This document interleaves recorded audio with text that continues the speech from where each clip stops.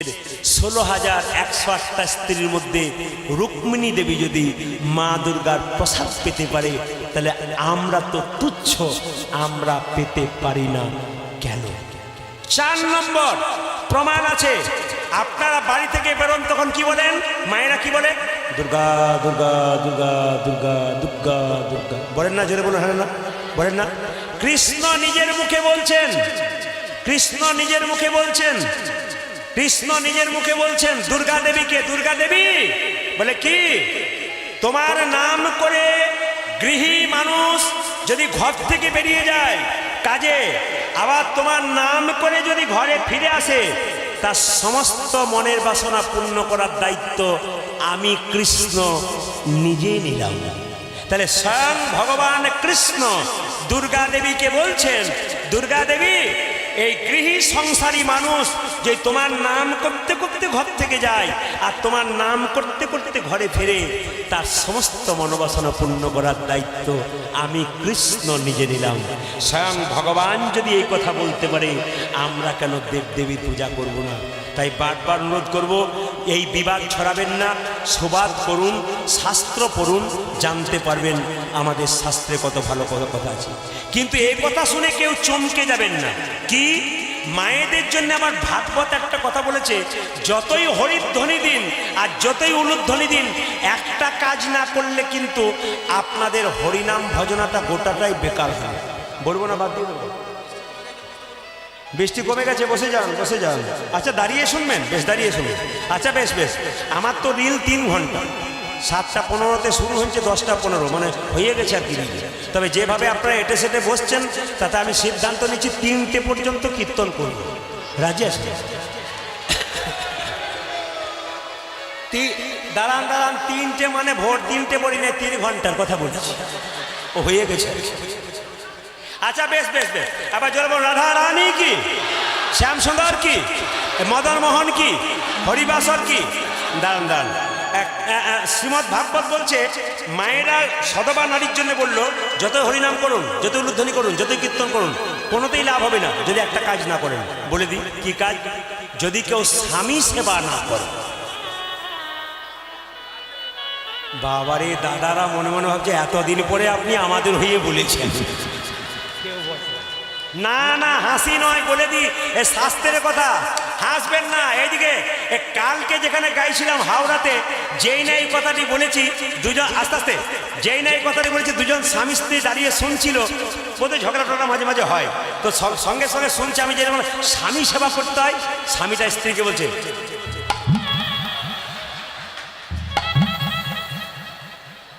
মানে কি বলছে শোনো, স্ত্রীটা বলছে আমি বুঝে নিলাম যে এদের সবসময় লেগেই আছে। তো মায়েরা কিছু মনে করবেন না, আস্তে আস্তে। এইদিকে স্বামী সেবা করতে হবে। সীতা দেবী 14 বছরের জন্য বনবাসে গিয়েছিল, কার সঙ্গে? রামের সঙ্গে। অযোধ্যার কোন একজন মহিলা বলেছিল, সীতা, বাবা জনক রাজা রাজা, তোমার দশরথ রাজা শ্বশুর, সে রাজা, সম্পদ ছেড়ে বনে যাচ্ছ কেন? সীতা দেবী মাথায় কাপড় নিয়ে সম্মান জানিয়ে মেয়েটাকে বলেছিল, সম্পদে কি বা কাম, সম্পদ মম নব দুর্বাদল ঘন সেন। আমার সম্পদ যদি হয় তবে আমার স্বামী। স্বামী স্ত্রীর সম্পর্ক কেমন তাকান। স্বামী স্ত্রীর সম্পর্ক কেমন? চোখ এবং হাতের মতো। গল্প না করে শুনে নেবেন। যারা বসেছেন তারা বসে যান, যারা দাঁড়িয়ে আছেন তারা কোনো শব্দ করবেন না। পাশের জন যদি শুনতে বাধা পান আপনার দ্বারা, তবে কিন্তু বৈষ্ণব অপরাধ হয়। তাই বারবার বলবো, আপনারা বাধাপ্রাপ্ত করবেন না কাউকে, কোনো গল্প করবেন না। হরে কৃষ্ণ, এই যে মাতাজি, চশমা পরে মাতাজিকে বলুন, নামের ঝোলা নিয়ে এসছেন হাতে, গল্প করছেন আপনি। বসুন, নিজে জায়গায় বসুন। এইদিকে মায়েরা সবাই লক্ষ্য করুন, যেখানে বসে আছেন। কি বললাম? যে জায়গায় ছিলাম, যে স্বামী সেবা করতে হবে সীতা দেবী করেছিল। সীতা দেবী বলেছিল, সম্পদে কি বা কাম, সম্পদ মম নব দুর্বাদল ঘনশ্যাম। স্বামী স্ত্রীর সম্পর্ক কেমন?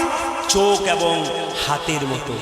হাত যদি ব্যথা পায় চোখ কাঁদবে, আর চোখ যদি জল পড়ে হাত তার জল মুছিয়ে দেবে।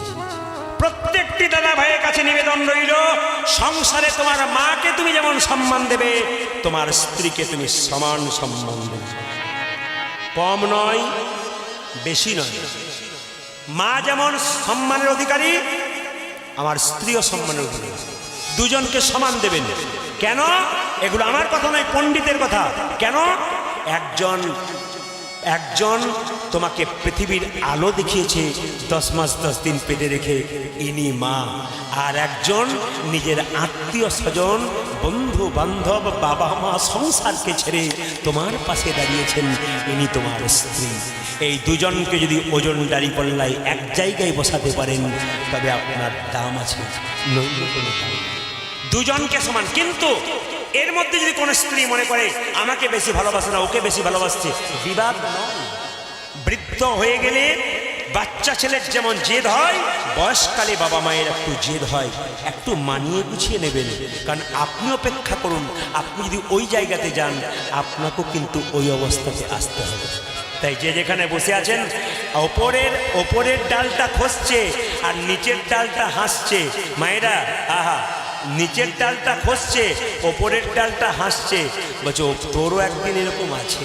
এই জন্য বলে রাখি, কেউ কারো যেন ভাবতে না পারেন যে আমার এই দিনটা আসবে না, সবার জীবনে আসবে। মায়েরা সবাই রাখুন।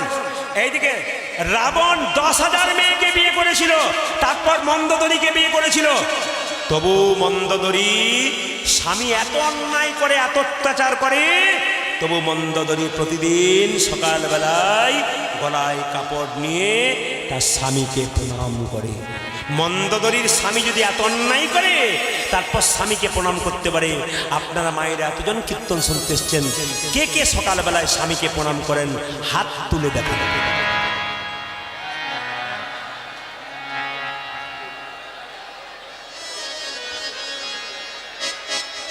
দাঁড়ান দাঁড়ান দাঁড়ান দাঁড়ান। যেগুলো বৃষ্টি থেকে এসে বসলো, ভাবলো বেকার বসলো, চলে গেলেই ভালো হতো, গন্ডগোলে পড়ে গেলাম। না না না না, আপনারা শুনে নিন। আপনারা যারা প্রণাম করেন না, আজকে কীর্তন শুনে কাল সকালে প্রণাম করবেন। আর দাদা ভাইরা সব পাগুলো একটু ধুয়ে মুছে শোবেন, আপনাদের সকালে প্রণাম হবে। ভালো বাড়ি জানা। হ্যাঁ, এবার বলে দিই, আমি যে কথাগুলো বলবো নারকেলের মতো, বাইরে শক্ত, ভেতরে কিন্তু শ্বাস জল আছে। প্রমাণ দিয়ে দিই। আপনার স্বামীর সঙ্গে আপনার কি সম্পর্ক? তত্ত্ব কি বলছে? হ্যাঁ দেবেন। আপনার স্বামী আপনার গুরু হয়? জোরে বলুন, জোরে বলুন। অনেকে ভয়ে ভয়ে বলছে আপনার স্বামী আপনার গুরু হয়? হ্যাঁ। আপনার স্বামী আপনার দেবতা হয়? দাদারা ভাবছে কি যে হয়, বাড়ি না গেলে বুঝবেন না কি হয়, একমাত্র আমিই বুঝি কি হয়। মানে এরা ভাবছে আমরা বাড়ি যাই না, আমরা বুঝতে পারি না। এরা কেউ বুঝতে পারে না, বাড়ি যায় না তো বুঝবে কি করে। তবে 10 দিন পর পর যখন যায় না, তখন আমাদের দলে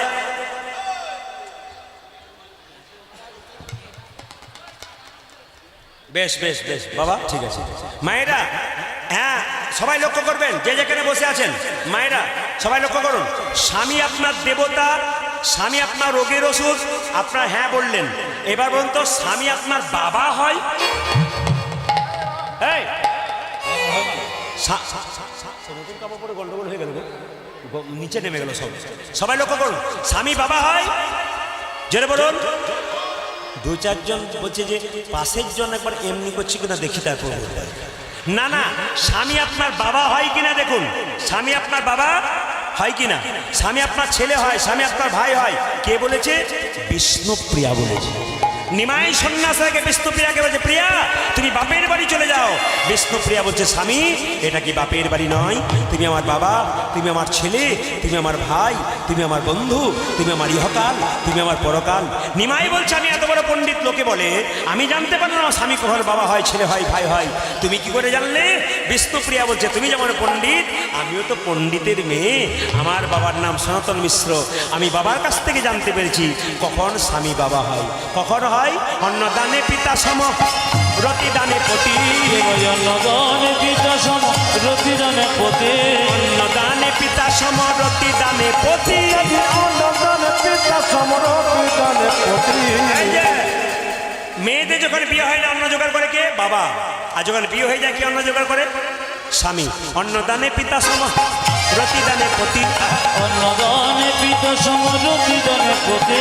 ছেলে কখন হয় ছেলে? পিণ্ডদানে পুত্র সম অগতির গতি। পিণ্ডদানে পুত্র সম অগতির গতি। পিণ্ডদানে পুত্র সম অগতির গতি। পিণ্ডদানে পুত্র সম অগতির গতি। স্বামী স্ত্রী বেঁচে আছে, ছেলে মেয়ে নাই। স্বামী স্ত্রী বেঁচে আছে, ছেলে মেয়ে নাই, অনেকেই আছে। তা স্ত্রী যদি মারা যায়, স্ত্রী পিণ্ড কে দেবে? স্বামী দেবে।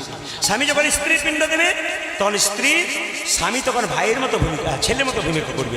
পিণ্ডদানে পুত্র সম অগতির গতি। পিণ্ডদানে পুত্র সম অগতির গতি। উপদেশে গুরুতুল্য, ও যে উপদেশে গুরুতুল্য, সেবাতে দেবতা, রোগীতে সতী সম, বিপদে দেবতা।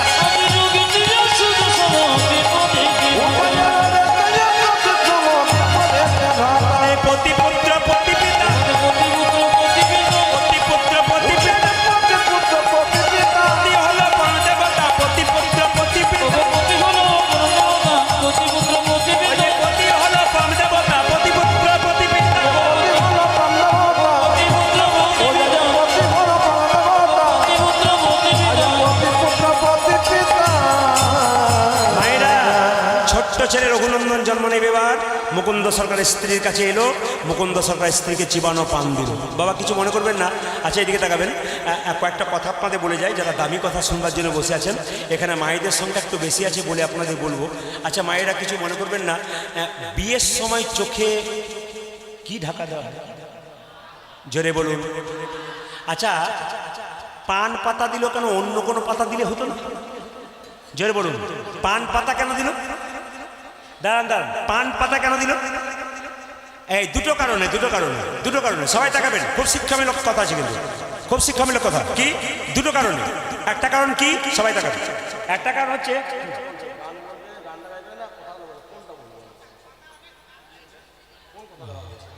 বাবা ইনি তো আবার ধরতে এসছে, বলছে অনেকগুলো বাদ হয়ে যাচ্ছে, ওইগুলো বলুন কোনটা বাদ হচ্ছে আমি কিছু বুঝছি না। আমি এত গাইছি আমি বুঝলাম না। হরে কৃষ্ণ, বেশ বসুন। হরে কৃষ্ণ। এই দিয়ে দেখান, সবাই লক্ষ্য করুন মায়েরা যে যেখানে বসে আছে। পানটা, পানটা কি জন্য ঢাকা দেওয়া হয়?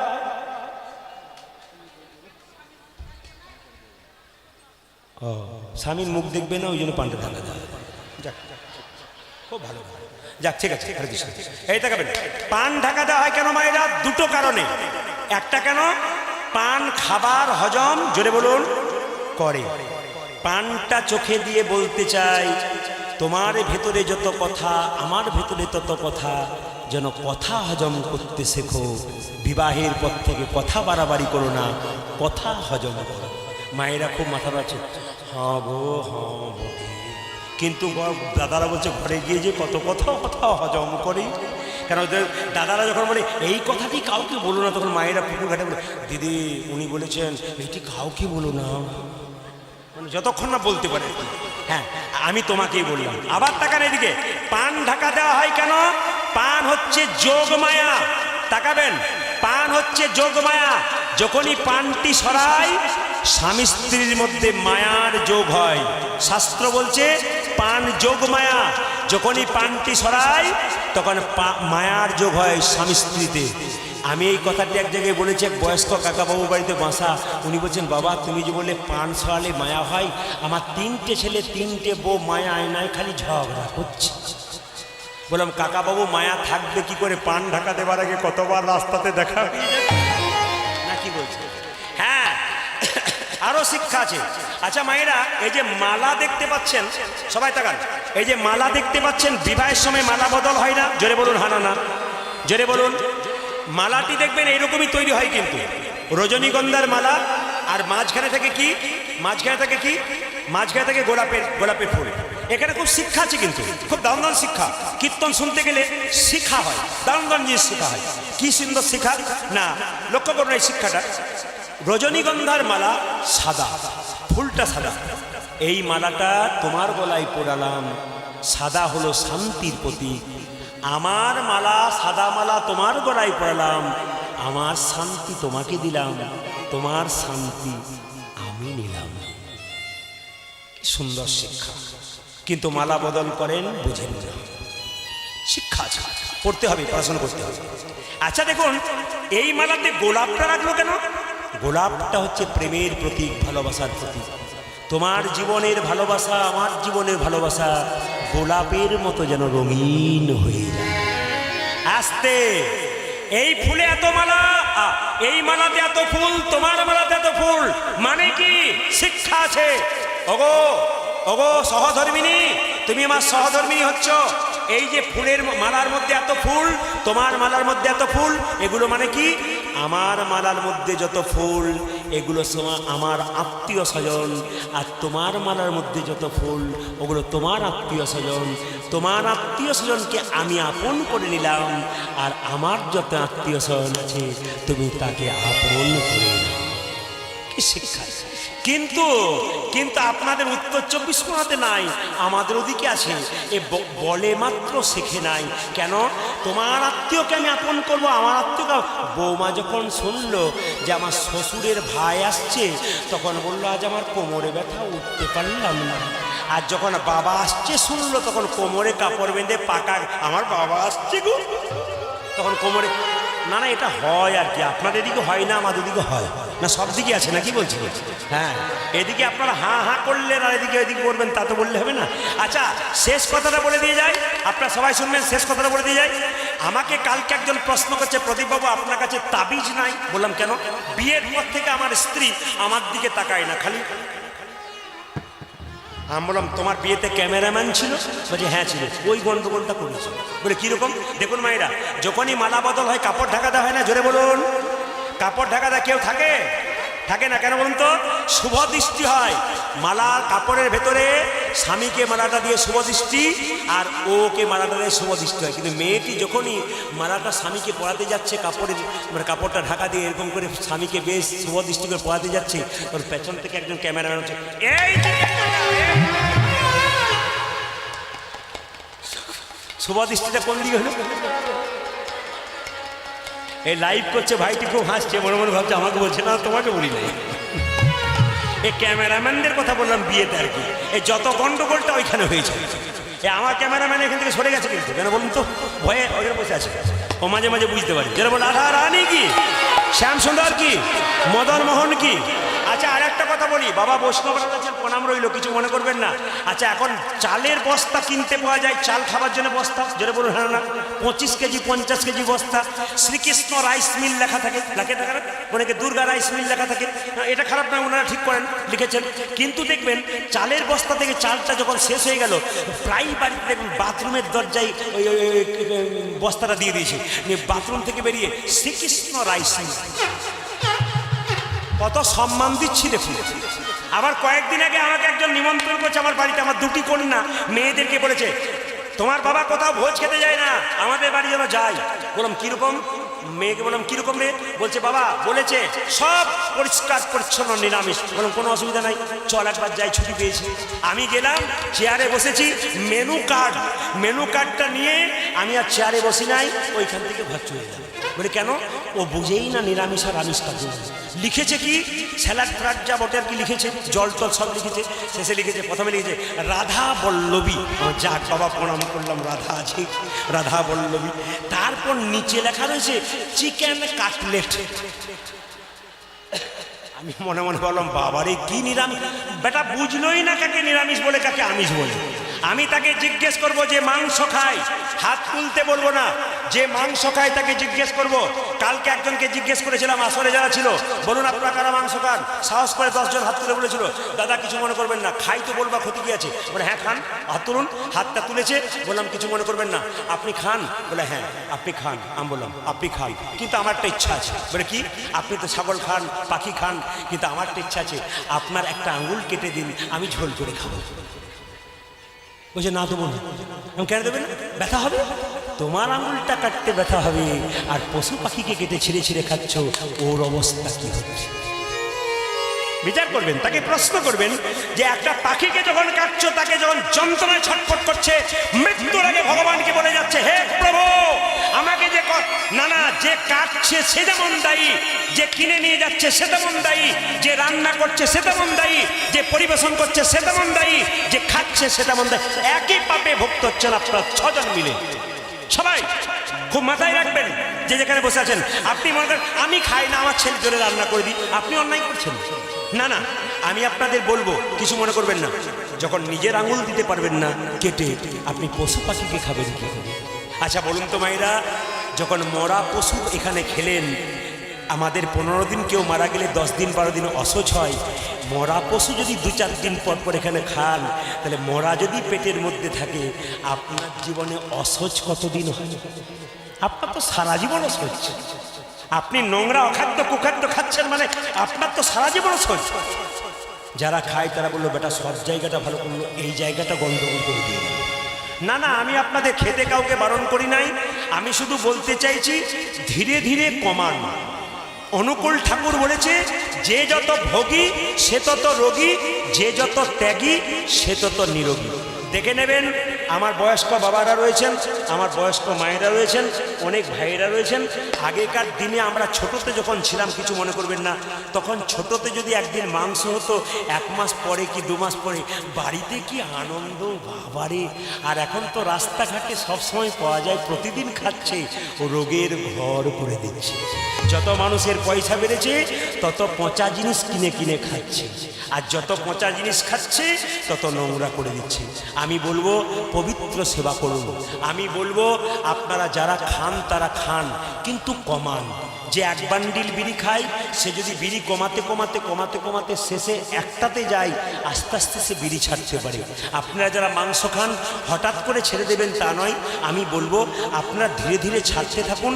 আপনার শরীরের মঙ্গল হবে, আপনার মনের মঙ্গল হবে, আপনার হৃদয় ভালো হবে, আপনার গোবিন্দের প্রতি ভক্তি আসবে, আপনার সংসারে পশু পাখির প্রতি প্রেম জন্মাবে, ভগবানের কৃপা আপনি পাবেন। বেশি কিছু বলবো না, আমি আপনাদের সবাইকে বলতে চাই, আমি এইবার কিন্তু আপনাদের এখান থেকে বিদায় নেব। সবাই মাথায় কাপড়টা নিন, সবাই লক্ষ্য করুন, রঘুনন্দনের জন্মটা দিয়ে দিন। সবাই মিলে ভক্তি বলে আহাই হ্যাঁ, মায়েরা সবাই মিলে একটু করে জন্য বসুন। আহাই হ্যাঁ কালে জন্মিল শ্রী রঘুনন্দন, হেন কালে জন্মিল শ্রী রঘুনন্দন, হেন কালে জন্মিল শ্রী রঘুনন্দনী, হেন কালে জন্মিল শ্রী রঘুনন্দন। মুকুন্দ দাসেরি তাহা আনন্দিত মন, যে মুকুন্দ দাসের তাহা আনন্দিত মন, যে মুকুন্দ দাসেরি তাহা আনন্দিত মন। সবাই নিজে নিজের জায়গায় মাথায় কাপড় নিয়ে করজোরে বসুন। বাচ্চা জন্ম নিচ্ছে কৃষ্ণ ভক্ত, আপনাদের কি হবে? মায়েরা আনন্দ ধরে না